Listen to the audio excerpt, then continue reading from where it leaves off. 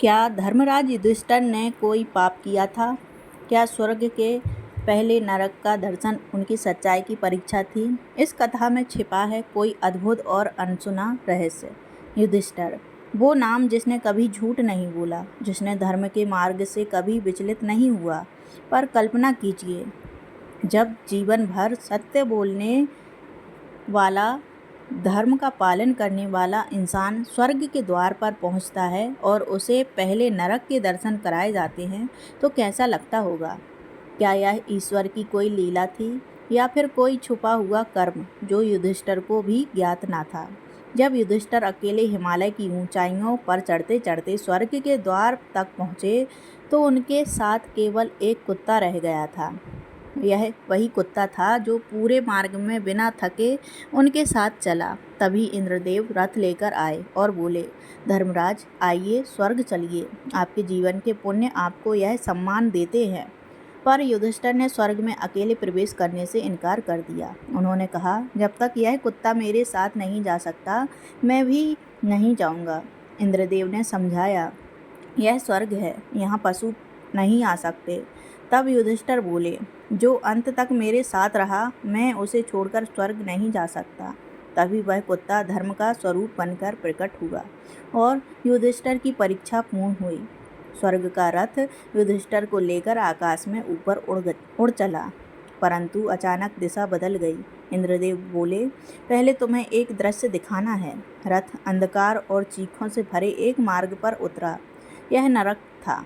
युधिष्ठिर ने जैसे ही नीचे देखा, उनकी आंखें फटी की फटी रह गईं। वहाँ घोर यातनाओं में डूबे लोग तड़प रहे थे, चीख रहे थे और उनमें उनकी माँ कुंती, भाई भीम, अर्जुन, नकुल, सहदेव और द्रौपदी की आवाज़ें भी सुनाई दे रही थीं। युधिष्ठिर काँप उठे। यह कैसा अन्याय है? जिन्होंने जीवन भर धर्म का पालन किया, वे नरक में क्यों? स्वर्ग के द्वार तक पहुंचा धर्मराज इस दृश्य को देख विचलित हो गया। युधिष्ठिर की आंखों के सामने उनके अपने भीम, अर्जुन, नकुल, सहदेव और द्रौपदी अकल्पनीय पीड़ा में कराह रहे थे। नरक की गंध, वेदना और चीखों ने वातावरण को भयानक बना दिया था। इंद्रदेव बोले, ये दृश्य केवल कुछ समय के लिए है, चलो स्वर्ग की ओर।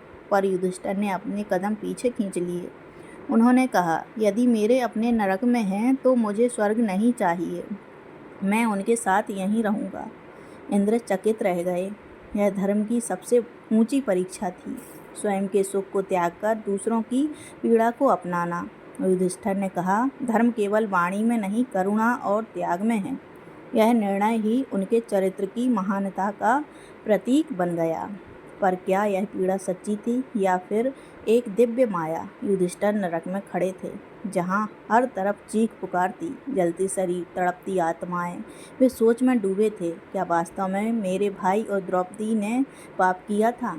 तभी एक दिव्य आवाज़ गूंजी, युधिष्ठिर, यह सत्य नहीं है, यह सब एक माया थी। इंद्रदेव प्रकट हुए और बोले, यह दृश्य तुम्हारी अंतिम परीक्षा थी, यह देखने के लिए कि क्या तुम स्वर्ग की सुख सुविधा को चुनोगे या अपने प्रियजनों की पीड़ा बांटने को। एकाएक नरक का दृश्य मिट गया, सब कुछ शांत और दिव्य हो गया। वहाँ कोई चीख नहीं थी, कोई पीड़ा नहीं, बस आकाश से उतरती दिव्य रोशनी थी। इंद्र बोले, तुम्हारा धर्म अब पूर्ण हुआ युधिष्ठिर, अब समय है स्वर्ग में प्रवेश का। पर अभी भी एक प्रश्न बाकी था। यदि यह सब माया थी तो युधिष्ठिर के भाई कहाँ थे? जब युधिष्ठिर को स्वर्ग में प्रवेश कराया गया, चारों ओर दिव्यता थी, संगीत, प्रकाश और अपूर्व शांति, परंतु उनका मन विचलित था। मेरे भाई और द्रौपदी कहाँ हैं? तभी एक अलौकिक दृश्य सामने आया। एक विशाल कमल के मंच पर अपार तेज से चमकते हुए भीम, अर्जुन, नकुल, सहदेव और द्रौपदी विराजमान थे। वे मुस्कुरा रहे थे, स्वस्थ और शांत। युधिष्ठिर चौंक गए। तो नरक में जो मैंने देखा वह? इंद्रदेव बोले, वह तुम्हारे मन की करुणा, त्याग और प्रेम की परीक्षा थी। स्वर्ग पाने का अधिकार वही होता है जो केवल पुण्य नहीं, प्रेम और त्याग की पराकाष्ठा भी समझे। स्वर्ग की दिव्यता में खोए युधिष्ठिर जैसे ही अपने भाइयों के पास पहुँचे। उनकी दृष्टि एक और अद्भुत परंतु चौंकाने वाले दृश्य पर पड़ी। वहाँ सिंहासन पर बैठा था दुर्योधन। हाँ, वही दुर्योधन जिसने पांडवों का वनवास करवाया, द्रौपदी का अपमान किया और महाभारत का विनाशकारी युद्ध छेड़ा। युधिष्ठिर का मन विचलित हो गया। उन्होंने नाराज होकर इंद्र से पूछा, जो अधर्मी था, जिसने अहंकार और हिंसा को जन्म दिया, वह स्वर्ग में कैसे? इंद्रदेव मुस्कुराए। स्वर्ग और नरक का निर्णय केवल अच्छे या बुरे कर्मों से नहीं होता, बल्कि किसी के जीवन में किए गए विशेष कर्मों से होता है। दुर्योधन ने एक वीर योद्धा के रूप में अंत तक धर्म की मर्यादा में कुछ किया और यही उसे स्वर्ग का अधिकारी बनाता है। यह सुनकर युधिष्ठिर मौन हो गए। उन्हें पहली बार कर्म और फल की गहराई का वास्तविक अनुभव हुआ। दुर्योधन को स्वर्ग में देखकर युधिष्ठिर का अंतर्मन हिल गया। परंतु तभी स्वर्ग में देवगणों ने एक सभा आयोजित की, जहाँ स्वयं धर्मदेव, ब्रह्मा और इंद्रदेव उपस्थित हुए। युधिष्ठिर को आमंत्रित किया गया और वहाँ उन्हें बताया गया कि धर्म केवल श्वेत और श्याम जैसा नहीं होता। धर्मदेव बोले, युधिष्ठिर, तू धर्मराज है, पर आज तूने उस धर्म की गहराई को जाना है जिसमें निर्णय केवल कर्म नहीं, भावना, समय, परिस्थिति और उद्देश्य से भी होता है।